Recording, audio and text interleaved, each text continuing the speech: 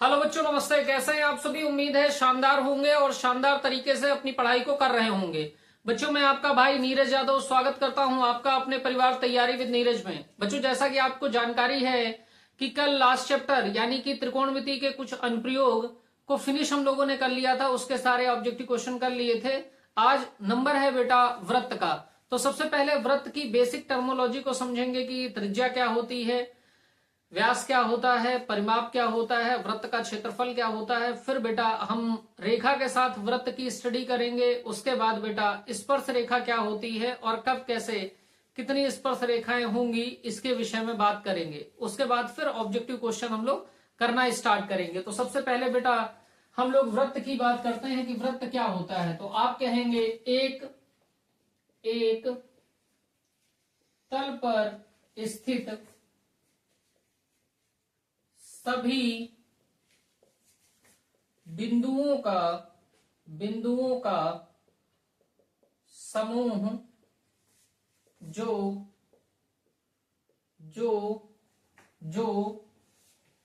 नियत बिंदु से अचर दूरी पर हो। नियत बिंदु का मतलब बेटा क्या है? नियत बिंदु का मतलब है केंद्र से, और अचर दूरी का मतलब बेटा त्रिज्या से है। ये तो परिभाषा हो गई कि एक तल पर स्थित सभी बिंदुओं का समूह जो केंद्र से अचर दूरी पर हो। त्रिज्या क्या होती? कांस्टेंट होती है, अचर होती। बेटा ये वृत्त का फिगर है, आप सभी जानते हैं। ये बेटा वृत्त का केंद्र है। केंद्र को हम ओ से निरूपित करते हैं। बेटा ये है, इसको हम बोलते हैं बेटा परिमाप, पेरीमीटर। इसको हम बोलते हैं परिमाप। क्या बोलते हैं? परिमाप। और वृत्त के केस में बेटा इसी को हम परिधि भी कहते हैं। इंग्लिश में हम इसको पेरीमीटर कहेंगे। ठीक है, चलिए। वृत्त के केंद्र से बेटा इस परिधि को आप मिला दीजिए। वृत्त के केंद्र से परिधि को हम कहीं भी मिला दें, किसी भी बिंदु पे मिला दें, तो ये जो ये वृत्त से परिधि को मिलाने वाली जो रेखा कहलाएगी, ये हमारी कहलाएगी बेटा त्रिज्या। ये क्या कहलाएगी? तो आप कहेंगे ये हमारी कहलाएगी भैया त्रिज्या, यानी कि रेडियस। ये हमारी कहला रही है बेटा परिधि, या इसी को हम कह सकते हैं परिमाप। अब बेटा अगर वृत्त के केंद्र से इस बिंदु को हम मिला दे रहे हैं, तो ये हमारी कहला रही है त्रिज्या। ये हमारी कहला रही त्रिज्या। मैं दूसरा फिगर बना रहा हूं, देखिए। ये हमारा वृत्त है, ये बेटा हमारी परिधि हो गई। ये वृत्त को के केंद्र को परिधि से मिलाने वाली रेखा है, इसको हम कहेंगे त्रिज्या है। ये बेटा स्मॉल आर हो गई। इधर भी बेटा आप कहिए कि ये केंद्र से परिधि को मिलाने वाली रेखा है, ये भी त्रिज्या है। तो बेटा ये जो रेखा है, ये जो रेखा AB है, ये वृत्त के केंद्र से होकर जा रही है। ये वृत्त के केंद्र से होकर जा रही है, तो ये AB क्या होगी? तो ये जो AB है ना बेटा, ये वृत्त का व्यास है। वृत्त का व्यास है, डायामीटर। ये बेटा वृत्त का व्यास है। डायामीटर को हम डिनोट करते हैं बेटा स्मॉल d से, और ये किसके बराबर होता है? तो आप कहेंगे ये बेटा केंद्र है, केंद्र को O से डिनोट कर रहे हैं, तो AO प्लस OB के बराबर है। AO क्या है बेटा? तो आप कहेंगे R। OB क्या है? तो आप कहेंगे R। तो D बराबर हमारा हो गया 2R। R हमारी क्या है बेटा? त्रिज्या। तो हम कहेंगे D का मतलब हो गया डायामीटर यानी कि व्यास, 2 का मतलब 2 हो गया, R का मतलब त्रिज्या। यानी हम कह सकते हैं कि व्यास हमारा जो होता है वो त्रिज्या का 2 गुना होता है। तो यही अगर त्रिज्या निकालना चाहें तो ये 2 बेटा यहां गुणा में, इधर भाग में आ जाएगा। तो त्रिज्या बराबर हो जाएगा व्यास बटा 2। ये बहुत बेसिक फार्मूला है, ये आपको याद होना चाहिए। आगे आइए, आप समझ गए भैया कि केंद्र से परिधि को मिलाने वाली रेखा हमारी त्रिज्या कहलाएगी, और ऐसी रेखा जो वृत्त को केंद्र से होकर जाती है, वृत्त का व्यास कहलाती है। ठीक है, व्यास त्रिज्या का 2 गुना होता है, वो त्रिज्या व्यास की आधी होती है। बात कर लीजिए परिधि की, तो वृत्त की बेटा परिधि होती है 2πr। वृत्त की जो परिधि होती है वो क्या होती है 2πr। यहीं पे बात कर लीजिए क्षेत्रफल की, वृत्त का क्षेत्रफल क्या होता है, क्षेत्रफल होता है बेटा वो होता है πr² वर्ग इकाई, πr² वर्ग इकाई। ये बेटा वृत्त का क्षेत्रफल होता है। तो ये कुछ बेसिक टर्मोलॉजी है वृत्त की जो हमको पता होनी चाहिए कि त्रिज्या क्या होता है, व्यास क्या होता है, परिमाप या परिधि क्या होती है और क्षेत्रफल क्या होता है। वृत्त कैसी आकृति है, तो आप कहेंगे वृत्त 2D आकृति है, द्विविमीय आकृति है। इतनी बात में कहीं आपको कोई दिक्कत नहीं होनी चाहिए। अब बेटा हम लोग स्टडी करेंगे इस बात की कि वृत्त रेखा के साथ, अगर हम 3 केस लेकर वृत्त को रेखा के साथ स्टडी करते हैं तो क्या मिलता है, देखिएगा। इसको अगर कोई नोट करना चाहता है तो नोट कर ले बेटा।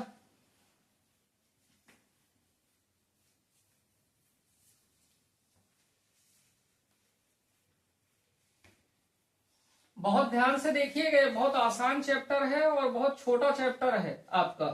और यहां से मैं आपको बता दूं कि 6 से 7 नंबर के क्वेश्चन आपसे पूछे जाते हैं। मैं बेटा 3 केस आपसे बना रहा हूं रेखा के साथ वृत्त की स्टडी के लिए। पहला केस मैंने बनाया, ये हमारा बेटा वृत्त है, ये हमारा वृत्त है, इसका केंद्र O है। एक ये बेटा रेखा है PQ, ये हमारी रेखा है PQ। दूसरा केस देखिए बेटा, दूसरा केस देखिए आप, ये हमारा वृत्त है, इसका ये केंद्र हो गया O, और ये कोई रेखा स्पर्श करते हुए इसको चली जाती है, इसका नाम है बेटा PQ, और इस बिंदु पर स्पर्श कर रही है, टच कर रही है। तीसरा केस मैंने आपको बताया, ये हमारा वृत्त है, इसका केंद्र O है, और ये कोई रेखा है PQ। ये 3 केस हैं। पहले केस में क्या हो रहा है, बहुत ध्यान से देखिए। पहले केस में क्या हो रहा है, पहले केस में हो क्या रहा है, तो हम कहेंगे पहले केस में हमारे पास है कि रेखा वृत्त के बाहर है। दूसरे केस में आप क्या कहेंगे, रेखा वृत्त पर है। और तीसरे केस में कहेंगे कि रेखा वृत्त को काट रही है, काट रही को आप लिख सकते हैं प्रतिच्छेद कर रही है, प्रतिच्छेद कर रही है। ठीक है। पहला केस क्या है बेटा कि रेखा जो रेखा है वो वृत्त के बाहर है। तो जब रेखा वृत्त के बाहर है तो रेखा वृत्त को ना ही काट रही है ना ही टच कर रही है, ना ही काट रही है और ना ही टच कर रही है। तो इस केस को हम कहेंगे, इस केस को पहले को हम कहेंगे बेटा, इस केस में रेखा को हम कहेंगे कि रेखा हमारी है अप्रतिच्छेदी रेखा, अप्रतिच्छेदी रेखा, यानी ऐसी रेखा जो वृत्त को ना तो स्पर्श कर रही है और ना ही वृत्त को काट रही है, ना तो वृत्त को ये कहीं स्पर्श कर रही है और ना ही वृत्त को कहीं काट रही है। दूसरे केस को देखिए बेटा, रेखा वृत्त पर है, रेखा वृत्त पर है। वृत्त पर है का मतलब है कि वृत्त का कोई एक बिंदु होगा जिस बिंदु पर रेखा वृत्त को स्पर्श कर रही है। सपोज दैट, इधर देखिएगा बहुत ध्यान से, ये मान लीजिए वृत्त की परिधि है, ये बेटा ऐसे वृत्त बनेगा आपका। ठीक है। अब बेटा ये रेखा जा रही है, ये रेखा जा रही है, एक ये बिंदु मिला जहां पर बेटा, एक ये बिंदु बेटा मिल रहा है जहां पर रेखा, जहां पर ये रेखा और ये बेटा वृत्त की परिधि मिल रहे हैं। यही तो बन रहा है कि रेखा और वृत्त एक दूसरे को एक बिंदु पे कांटेक्ट कर रहे हैं। तो ये जो कांटेक्ट बिंदु है इसको हमने एक्स कहा, और ये जो बिंदु होगा इस बिंदु को हम कहेंगे स्पर्श बिंदु, और इस रेखा को हम कहेंगे स्पर्श रेखा। तो ये जो रेखा पी क्यू है ये वृत्त के लिए काहे का काम करेगी, तो आप कहेंगे वृत्त के लिए काम करेगी स्पर्श रेखा। काहे का काम करेगी बेटा, स्पर्श रेखा का। और ऐसा बिंदु ये जो एक्स बिंदु है इस बिंदु पर रेखा PQ और वृत्त का एक बिंदु मिल रहा है, इसलिए इस बिंदु को हम कहेंगे स्पर्श बिंदु। बहुत ध्यान से इधर देखिए, ये हमने कहा बेटा परिधि, ये परिधि है, ये रेखा PQ जा रही है, तो ये जो बिंदु ये मिल रहा है ये बिंदु और ये वृत्त का भी बिंदु है और ये रेखा का भी बिंदु है, यानी दोनों का बेटा उभयनिष्ठ बिंदु है। और ऐसा बिंदु जो वृत्त का और रेखा का उभयनिष्ठ बिंदु हो उस बिंदु को हम कहते हैं स्पर्श बिंदु। क्या कहते हैं भैया, स्पर्श बिंदु। और इस रेखा को वृत्त की क्या कहेंगे, स्पर्श रेखा। बात समझ गए। तीसरा केस देखिए, तीसरे केस में बेटा रेखा वृत्त को काट रही है, प्रतिच्छेदित कर रही है। तो वृत्त को कितने बिंदुओं पर प्रतिच्छेदित कर रही है, तो आप कहेंगे 2 बिंदुओं पर प्रतिच्छेदित कर रही है, काट रही है। तो इस रेखा को वृत्त की क्या कहेंगे, तो आप कहेंगे छेदक रेखा या प्रतिच्छेदी रेखा। आप इस बिंदु को क्या कहेंगे, इस रेखा को क्या कहेंगे, तो आप कहेंगे छेदक रेखा या प्रतिच्छेदी रेखा। नोट कर लीजिए बेटा इतनी बात को, और उम्मीद है कि ये बात आपको अच्छे तरीके से समझ आ रही होगी। ऐसी रेखा बेटा जो वृत्त को एक बिंदु पे स्पर्श करती है स्पर्श रेखा कहलाती है, जो बाहर से निकल जाती है उसको अप्रतिच्छेदी रेखा कहते हैं, जो वृत्त के अंदर से चली जाती है उसको हम छेदक रेखा या प्रतिच्छेदी रेखा कहते हैं। इसको नोट करिए, फिर हम लोग बात करेंगे बेटा स्पर्श रेखा की। अब बेटा हम लोगों को बात करना है वृत्त की स्पर्श रेखा। और ये पूरा चैप्टर बेटा स्पर्श रेखा पे ही डिपेंड है। तो मैंने जैसा कि अभी बताया कि ये हमारे पास एक वृत्त है जिसका केंद्र O है, ये रेखा है कोई बेटा XY, ये रेखा है कोई XY। ये बेटा वृत्त को एक बिंदु पर स्पर्श कर रही है, तो जिस बिंदु पर वृत्त को स्पर्श कर रही है ये बिंदु हमारा कहलाएगा स्पर्श बिंदु।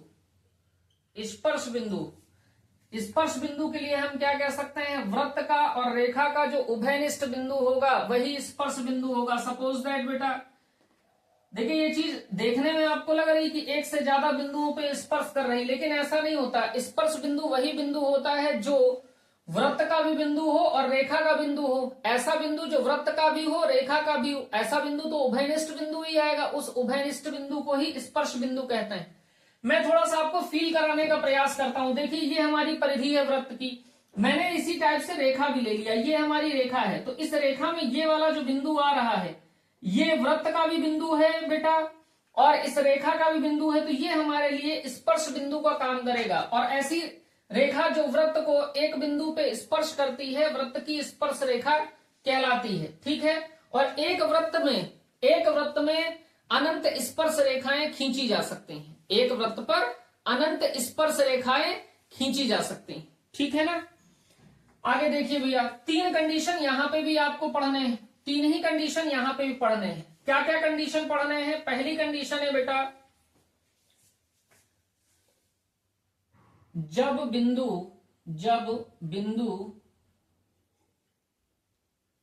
वृत्त के बाहर हो। दूसरी कंडीशन आपको पढ़नी है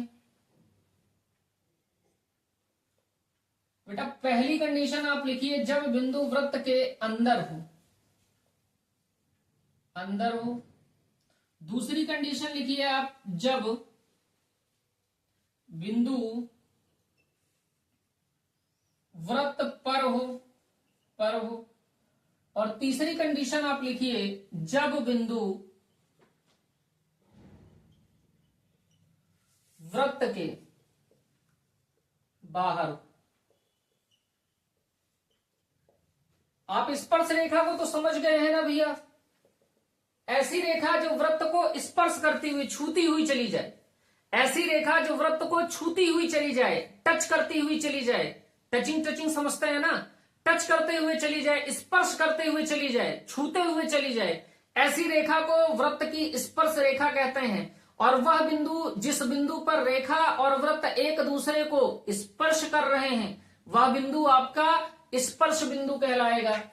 तो वृत्त की स्पर्श रेखा की बात करेंगे, कह रहा जब बिंदु वृत्त के अंदर हो, ये बेटा हमारा वृत्त है, इसका ये केंद्र O हो गया, ये हमारा बेटा बिंदु है, ये हमारा बिंदु P है।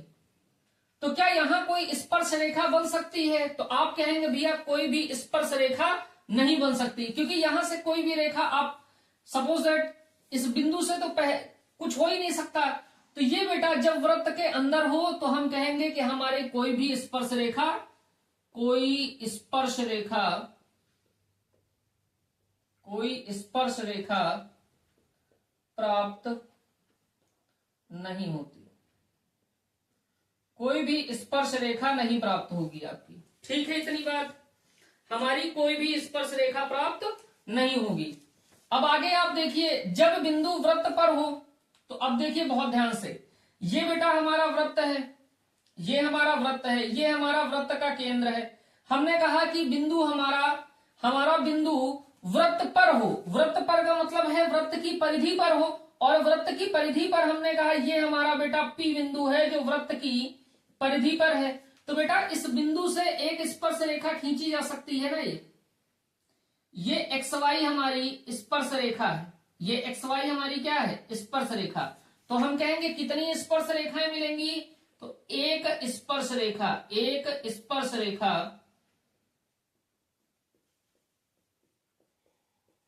खींची जा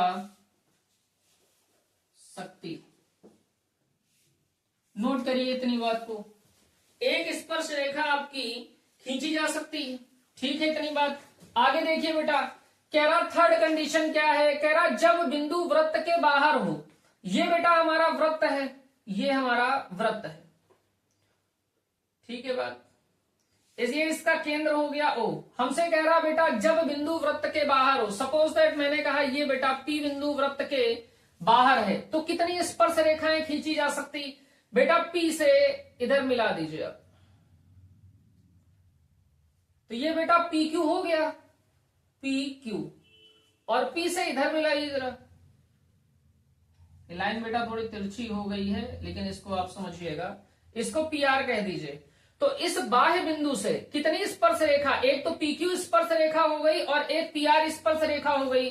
तो जब बेटा बाह्य बिंदु हो ना, तो कितनी स्पर्श रेखाएं खींची जा सकती? तो आप कहेंगे दो स्पर्श रेखाएं, दो स्पर्श रेखाएं खींची जा सकती हैं, खींची जा सकती हैं, खींची जा सकती हैं। बात समझ रहे हैं? तो आप क्या कहेंगे, जब वृत्त की स्पर्श रेखा के विषय में हम पढ़ रहे हैं, जब बिंदु वृत्त के अंदर हो, जब बिंदु वृत्त के अंदर होगा तो हमको कोई भी स्पर्श रेखा नहीं प्राप्त होगी। जब बिंदु वृत्त पर होगा तो हमको केवल एक स्पर्श रेखा प्राप्त होगी। और बेटा जब बिंदु वृत्त के बाहर होगा तो हमारी स्पर्श रेखाएं मिलेंगी दो, स्पर्श रेखाएं मिलेंगी दो। इसको नोट कर लीजिए बेटा, इसको आप नोट करिए। और इसके बाद बच्चे दो प्रमेय केवल हमको पढ़ लेनी है, और प्रमेय में भी आपको मैं कथन आपको बताऊंगा, और उसके बाद डायरेक्ट फिर क्वेश्चन करेंगे। आगे देखिए बेटा, सबसे पहले हम लोग पढ़ेंगे प्रमेय 10.1। प्रमेय 10.1 क्या कहती है? प्रमेय 10.1 कहती है वृत्त के किसी बिंदु से वृत्त पर खींची गई स्पर्श रेखा, खींची गई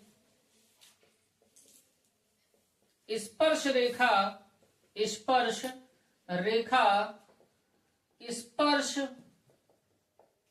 बिंदु से जाने वाली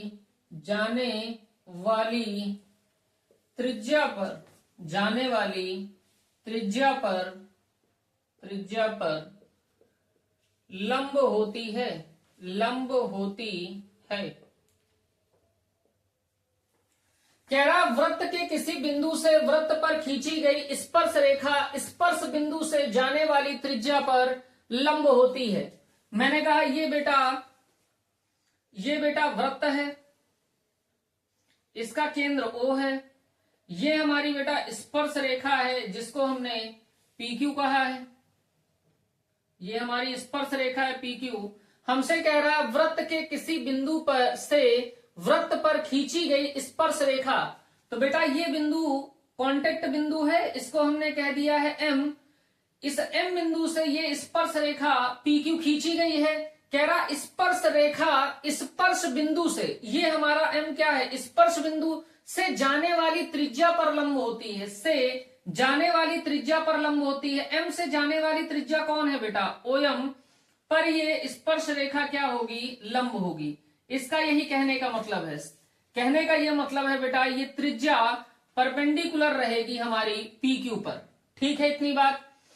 स्पर्श रेखा स्पर्श बिंदु से जाने वाली त्रिज्या पर लंब होती है, ये त्रिज्या बेटा परपेंडिकुलर रहेगी स्पर्श रेखा पर। ये बात हमको ध्यान रखनी है, ये मोस्ट इंपॉर्टेंट थ्योरम है, मोस्ट इंपॉर्टेंट थ्योरम है और ये 4 नंबर में आपसे पूछी जाती है। दूसरी थ्योरम देखिए बेटा, प्रमेय 10.2।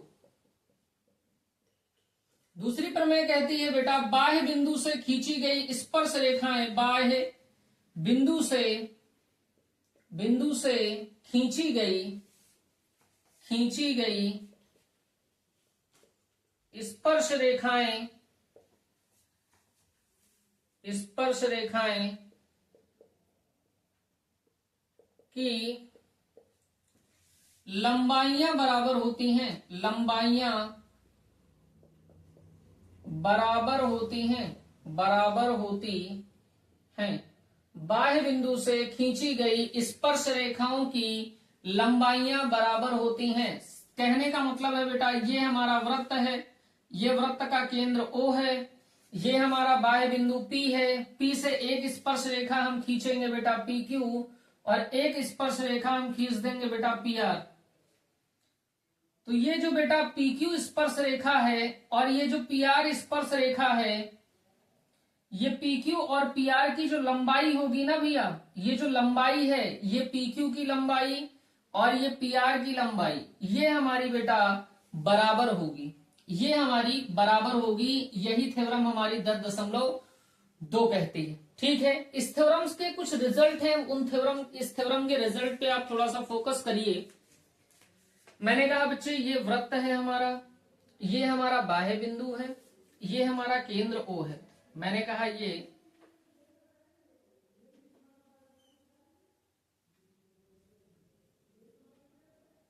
बाह्य बिंदु है, इसको हमने PQ कह दिया है Q, और ये बेटा PR हो गया। ठीक, अब बेटा ये देखिए PQ हमारी क्या है, तो आप कहेंगे स्पर्श रेखा है, PR हमारी क्या है, आप कहेंगे भैया स्पर्श रेखा। और मैंने 10.1 में अभी आपको पढ़ाया कि स्पर्श रेखा स्पर्श बिंदु से जाने वाली त्रिज्या पर लंब होती है। तो अगर मैं आपसे कह दूं कि O से Q को मिला दीजिए, तो OQ क्या है बेटा, केंद्र को परिधि से मिलाने वाली रेखा यानी कि त्रिज्या। OR क्या है बेटा, तो आप कहेंगे केंद्र से परिधि को मिलाने वाली रेखा यानी कि त्रिज्या। अब बेटा ये त्रिज्या है और ये स्पर्श रेखा है, और मैंने बताया अभी स्पर्श रेखा स्पर्श बिंदु से जाने वाली त्रिज्या पर लंब होती है, यानी ये कोण कितना डिग्री का बना, 90, और ये कोण भी कितना डिग्री का बना, 90। क्यों, क्योंकि स्पर्श रेखा स्पर्श बिंदु से जाने वाली त्रिज्या पर लंब होती है, कोई दिक्कत नहीं। बेटा इधर आप O को P से मिला दीजिए, O को P से मिला दीजिए, तो ये जो त्रिभुज बन रहा है आपका त्रिभुज OPQ, त्रिभुज OPQ, ये बेटा सर्वांगसम होगा त्रिभुज OPR के, OPR के। ठीक है, किस रूल से सर्वांगसम होगा, आपने पढ़ रखा होगा RHS रूल से, यानी समकोण भुजा कर्ण सर्वांग समता से ये दोनों त्रिभुज सर्वांगसम होंगे। ठीक है, अब बहुत ध्यान से देखिए मेरी बात को। सर्वांगसम त्रिभुजों के संगत कोण बराबर और संगत भुजाएं समानुपाती होती हैं। तो बेटा इस कोण की बात करिए, ये कोण कौन सा है? तो आप कहेंगे ओ पी क्यू। कोण ओ पी क्यू बराबर होगा बेटा इस कोण के। इस कोण का नाम क्या है? तो आप कहेंगे ओ पी आर। कोण ओ पी आर, रीजन बेटा सीपी सीटी। ठीक, सर्वांगसम त्रिभुजों के संगत कोण बराबर होते हैं। ये मैंने प्रूफ नहीं किया, प्रूफ करना चाहे तो आप प्रूफ भी कर सकते हैं। दूसरी बात देखिए, इस कोण की बात करिए, ये जो कोण है, ये कोण कौन सा है? तो आप कहेंगे पी ओ क्यू। कोण पी ओ क्यू बराबर होगा कोण पी ओ आर के। कोण पी ओ आर के, रीजन बेटा सीपी सीटी। तो ये दो रिजल्ट बहुत इंपॉर्टेंट है कि जितना ये कोण होगा बेटा उतना ही ये कोण भी होगा, और जितना ये कोण होगा उतना ही ये कोण होगा। ये बात आपको समझ में आई? ठीक है, इतनी बात आपको समझ में आ गई होगी। ये बेटा हमारी त्रिज्या होती है, ये हमारी त्रिज्या होती है। तो उम्मीद है इतनी बात आपको शानदार तरीके से समझ में आ गई होगी। इतनी ही चीजें आपको यहाँ पे पढ़नी भी है, इसको नोट कर लीजिए, फिर हम लोग क्वेश्चंस को करते हैं बच्चे। अब देखिए बच्चों, थ्योरी का पोर्शन हम लोगों ने कंप्लीट कर लिया। अब इसी बात को आप रिवाइज करते रहेंगे ना, तो आपका काम बढ़िया तरीके से बन जाएगा। देखिए क्वेश्चन नंबर 1 क्या कह रहा? क्वेश्चन नंबर 1 हमारा कह रहा एक वृत्त के व्यास के सिरों पर, एक वृत्त के व्यास के सिरों पर खींची गई समानांतर स्पर्श रेखाओं की संख्या होगी। तो सबसे पहले बेटा हमने एक वृत्त बना लिया। अब बेटा ये वृत्त का केंद्र है, और केंद्र से जाने वाली रेखा को ही हम व्यास बोलते हैं। तो ये हमारा बेटा ए बी वृत्त का व्यास हो गया। हमसे क्या कह रहा? एक वृत्त के व्यास के सिरों पर, सिरे का मतलब एक सिरा और दूसरा सिरा क्या होगा? बी। कह रहा खींची गई समानांतर स्पर्श रेखाओं की संख्या होगी। तो आपको बेटा इसके समानांतर स्पर्श रेखाएं खींचना है, यानी व्यास के सिरों से एक समानांतर स्पर्श रेखा ये हो गई, जिसको हम कह दे रहे हैं एक्स वाई, और एक समानांतर स्पर्श रेखा ये खींच जाएगी बेटा, जिसको हम कह देंगे पी क्यू। इसको छोड़ के क्या कोई खींची जा सकती है जो बेटा एक्स वाई और पी क्यू के समानांतर भी हो और व्यास के सिरों पर भी जाए? तो आप कहेंगे कोई और खींची नहीं जा सकती। तो एक वृत्त के व्यास के सिरों पर खींची गई समानांतर स्पर्श रेखाओं की संख्या होगी बेटा विकल्प सी, यानी कि कितनी? 2। और ये प्रश्न देखिए भैया 2024 में आया था। तो इतने इतने लुंजू प्रश्न भी पूछे जाते हैं आपसे, तो देख लीजिए। क्वेश्चन नंबर 2 देखिए क्या कह रहा? क्वेश्चन नंबर 2 हमारा कह रहा बेटा किसी वृत्त पर एक बाह्य बिंदु से खींची जाने वाली स्पर्श रेखाओं की अधिकतम संख्या होगी। तो बेटा एक वृत्त हमारे पास है, ये हमारा वृत्त हो गया। अब बेटा हमसे कह रहा है वृत्त पर एक बाह्य बिंदु से, ये हमने बाह्य बिंदु ले लिया पी, बाह्य बिंदु से खींची जाने वाली स्पर्श रेखाओं की अधिकतम संख्या होगी। तो इस बाह्य बिंदु से वृत्त पर कितनी स्पर्श रेखाएं खींची जा सकती? तो आप कहेंगे अधिकतम बेटा बाह्य बिंदु से अधिकतम 2 स्पर्श रेखाएं खींची जा सकती। तो विकल्प हमारा बी करेक्ट हो गया। आप खींच भी दीजिए, इतना बना ही दिया गया है। तो ये बेटा एक स्पर्श रेखा हो गई और ये दूसरी स्पर्श रेखा हो गई। इसको हमने बिंदु एम कह दिया है, इस बिंदु को हमने एन कह दिया। ठीक है बेटा, ठीक है भाई। इसको आप पी क्यू कह दीजिए और इसको आप पी आर कह दीजिए। तो ये एम और एन क्या है? तो आप कहेंगे स्पर्श बिंदु, और पी क्यू और पी आर क्या है बेटा? तो आप कहेंगे स्पर्श रेखाएं। ठीक है, तो किसी भी बाह्य बिंदु से अधिकतम जो स्पर्श रेखाएं खींची जा सकती हैं बेटा, वो 2 खींची जा सकती हैं। कितनी खींची जा सकती हैं? 2।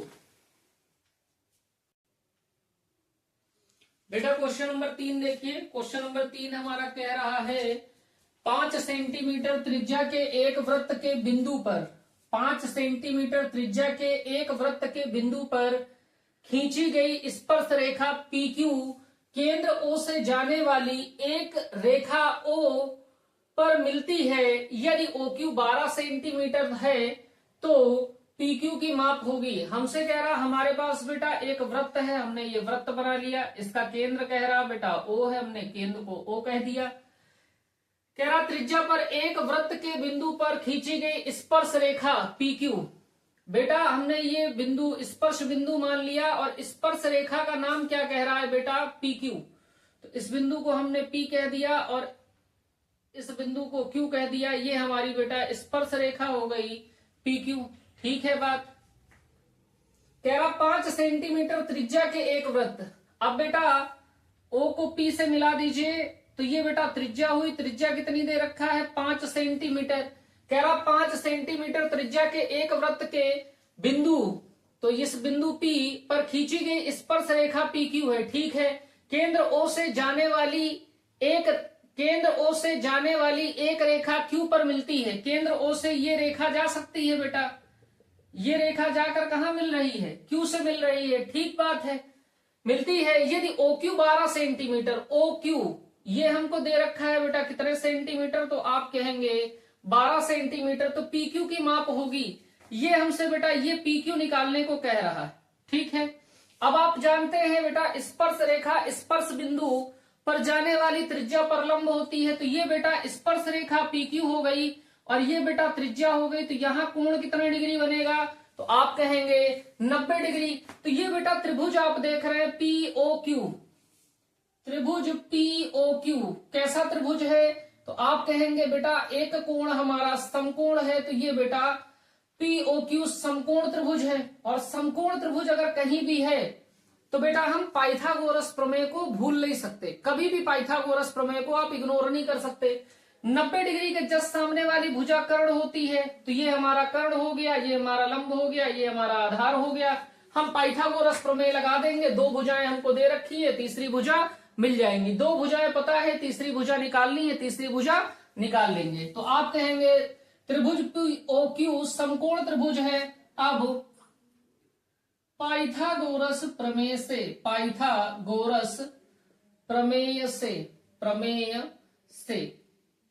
पाइथागोरस प्रमेय क्या कहती है, तो आप कहेंगे कर्ण का स्क्वायर बराबर लंब का स्क्वायर प्लस आधार का स्क्वायर। आपको इतना पता होना चाहिए 90 डिग्री के सामने की भुजा कर्ण होती है। और त्रिकोणमिति मैंने पढ़ा रखा है कई बार, इसको आप YouTube पे सर्च करके पढ़ सकते हैं। तो हमारा जो कर्ण दे रखा है वो 12 दे रखा है। तो 12 का स्क्वायर हो गया बराबर लंब हमारा 5 दे रखा है, 5 का स्क्वायर। आधार हमारा बेटा PQ है तो PQ का स्क्वायर हो गया।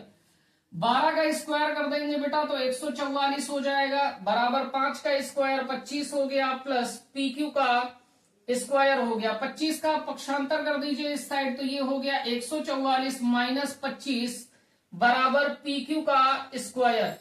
तो बेटा 144 से 25 आप घटा देंगे तो आपका 119 बराबर PQ का स्क्वायर।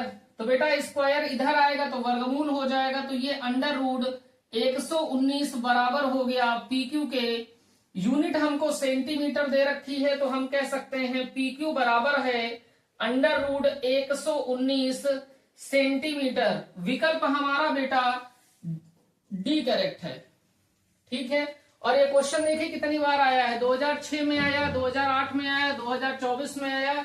और ये क्वेश्चन देखिए गणित है, डिजिट से हो सकता है आपको क्वेश्चन सेम मिल जाए, लेकिन कॉन्सेप्ट आप समझने का प्रयास करिए। इस कॉन्सेप्ट से बेटा यहाँ पे 1 नंबर का सवाल हर साल पूछा जाता है, नोट कर लीजिए। और अगला क्वेश्चन देखिए, क्वेश्चन नंबर 4 देखिए बेटा क्या कह रहा है। क्वेश्चन नंबर 4 हमारा कह रहा है 10 सेंटीमीटर त्रिज्या के एक वृत्त के, ये हमारा वृत्त है बेटा जिसका केंद्र हमारा O है और इसकी जो त्रिज्या दे रखी है वो 10 सेंटीमीटर। कह रहा वृत्त के बिंदु P पर, हमने मान लिया यहाँ पे बेटा बिंदु P है, बिंदु P पर खींची गई स्पर्श रेखा PQ, ये बेटा हमारी खींची गई स्पर्श रेखा PQ है।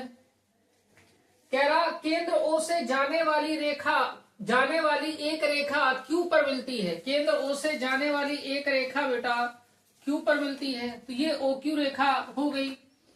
कह रहा यदि OQ 12 सेंटीमीटर, ये जो OQ दे रखा है बेटा ये 12 सेंटीमीटर दे रखा है, तो PQ की माप होगी। तो बेटा हमसे PQ की माप बोल रहा है, OP को आप मिला दीजिए। OP को जैसे ही मिलाएंगे तो ये स्पर्श रेखा है, स्पर्श रेखा स्पर्श बिंदु से जाने वाली त्रिज्या पर लंब होती है, ये बेटा परपेंडिकुलर होगा। हमको जो त्रिज्या दे रखी है वो 10 सेंटीमीटर दे रखी है, ये हमारा 10 सेंटीमीटर हो गया। ये तो बेटा सेम क्वेश्चन जैसे अभी मैंने किया वैसे हो गया। और देखिए ये भी सवाल 2024 में आया है। अब हमारा ये बेटा समकोण त्रिभुज हो गया POQ। समकोण त्रिभुज में 90 डिग्री के जस्ट सामने वाली भुजा कर्ण होती है, तो OQ हमारी कर्ण हो जाएगी। पाइथागोरस प्रमेय लगा देंगे, दो भुजाएं दे रखी हैं, तीसरी भुजा निकाल लेंगे। तो आप कहेंगे समकोण त्रिभुज POQ में पाइथागोरस प्रमेय से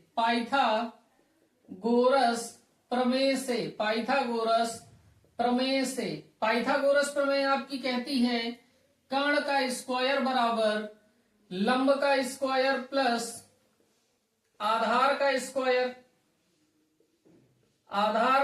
स्क्वायर। कर्ण आपको कितना दे रखा है, 90 डिग्री के जस्ट सामने वाली भुजा कर्ण होती है, तो कर्ण आपका बेटा 12 हो गया, 12 का स्क्वायर। लंब बेटा आपका OP है, OP 10 सेंटीमीटर दे रखा है, तो 10 का स्क्वायर हो गया, प्लस आधार आपका बेटा OQ है, तो OQ का स्क्वायर।